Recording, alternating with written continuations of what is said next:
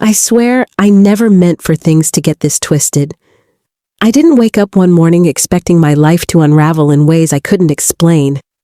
It just happened. After Mom passed, the house felt hollow in a way that didn't make sense at first. It was like every room had swallowed its own voice. My dad and I kept trying to fill that silence. Dinners on the couch, half-hearted conversations, movies Mom used to love but could no longer make us laugh. We weren't healing. We were surviving. At least, that's what I told myself. But grief does strange things. It blurs lines. It shifts the ground beneath you. The more time we spent together, the more I started to notice pieces of him I'd never seen before. Not because he changed, but because loss had carved us into different people. The man who once felt unshakable suddenly seemed fragile, like he was drifting somewhere he couldn't name. And that terrified me, because as he faded, I felt myself stepping in to hold him together. Not out of duty, but out of fear. Fear of losing another parent. Fear of being left completely alone. Maybe that's where everything began to twist. I still remember that night. Rain tapping against the windows, shadows stretching across the living room, an old movie humming softly in the background. One of Mom's favorites.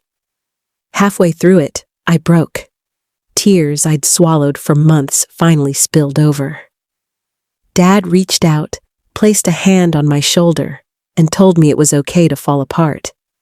But instead of comfort, something cracked open inside me. Not love, not desire. Something darker, heavier, a dependence I didn't want to acknowledge. The kind that grows when two people cling to each other simply because everything else has fallen away. If you want to understand what happened next, how grief twisted into confusion, how comfort blurred into something far more complicated, then stay with me. This isn't a love story, it's a cautionary one. My name is Patricia. I'm 24, and before you judge me, please understand this. I'm not here for sympathy. I'm here because maybe someone out there knows what it's like to lose yourself while trying desperately to save someone else. I've deleted this recording 3 times already. Even now, speaking the truth feels like peeling back skin. Raw, painful, unavoidable. But I can't keep it buried anymore. Before all this, I thought I understood heartbreak. I'd been cheated on, ghosted, abandoned. Each time, I told myself I could rebuild. But nothing prepared me for the heartbreak that comes from watching the strongest person you know collapse from the inside out. After Mom died, Dad wasn't just grieving her. He was unraveling, and I couldn't bear the thought of losing him too. So I stayed close. Too close. I cooked his meals, made sure he ate, checked on him before bed. Every time he thanked me, I felt needed again, like I had a purpose in a world that suddenly felt pointless. But slowly, that purpose became a chain. I convinced myself the house felt safe again because I was helping him. The truth? I was avoiding my own grief, avoiding the emptiness waiting for me the moment I stopped taking care of someone else. Dad wasn't doing anything wrong. He was just broken. And I was broken in a different way. Lonely, terrified, desperate to hold on to the one piece of family I had left. In him, I saw my reflection. 2 people mourning the same person, but losing parts of themselves in the process. That's the thing about grief. It doesn't always scream. Sometimes it disguises itself as connection, or responsibility, or love. And sometimes you don't realize how deep you're drowning until the water closes over your head. That night, the night everything finally broke, wasn't about passion. It wasn't about desire or sin. It was about 2 people collapsing under the weight of a loss neither of them knew how to carry anymore. The house had been cold for months, colder than winter itself. Every room felt hollow, every wall echoing with memories we couldn't outrun. And in that darkness, we weren't reaching for each other. We were reaching for anything that felt alive, anything that reminded us we weren't alone. But when morning came, everything felt wrong. The silence wasn't gentle anymore. It pressed against my chest like a hand I couldn't push away. I couldn't look at him, not because of something unforgivable, but because I finally saw how broken we both were. If I could go back, I'd tell myself one simple truth. You can't heal by stitching yourself to someone else's grief. Loneliness can disguise itself as connection. And once you confuse the two, even unintentionally, you can't return to the version of yourself that believed you were stronger than the storm. The part that still haunts me isn't the moment itself. It's how desperately I held on to the last bit of warmth left in that frozen house. When my mom passed, everything changed. Not just the photographs, or the untouched perfume bottles, or the empty space at the table. The air itself felt different.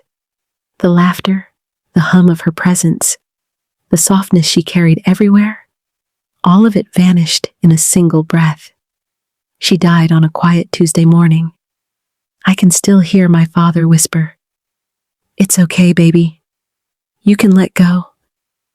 Before she did exactly that, watching him cradle her as her life slipped away, shattered something inside me I didn't know was fragile. After the funeral, people drowned the house in casseroles and condolences we never touched. And when the door finally closed and the quiet returned, that's when the real grieving began. I moved back home without thinking. It was instinct, survival. Dad looked like someone had taken the world from him and left him with the pieces. He barely spoke. He'd sit by the window for hours, staring like he expected Mom to walk back up the driveway with grocery bags and that tired smile she always wore. I tried to keep us going. I cooked, I cleaned, I played the TV just to fill the silence, but nothing filled the emptiness that followed us from room to room. At night, I heard him crying through the walls, quiet, strangled, the kind of sobs that hurt more because he tried so hard to hide them. One night, I couldn't stay in my room anymore. I found him sitting on the edge of the bed, clutching a photo of Mom like it was the last piece of her he could hold on to. His shoulders shook, and for the first time in my life, he looked breakable. I didn't have words, so I offered the only thing I could, my presence. I sat beside him and wrapped my arms around his shaking frame. He froze, and then collapsed into the hug as though he'd been holding his breath for months. We stayed like that, two people trying not to drown in the same ocean. I stayed that night not because I was comfortable, but because I was terrified of what might happen if either of us had to face the darkness alone. And after that, the house shifted again.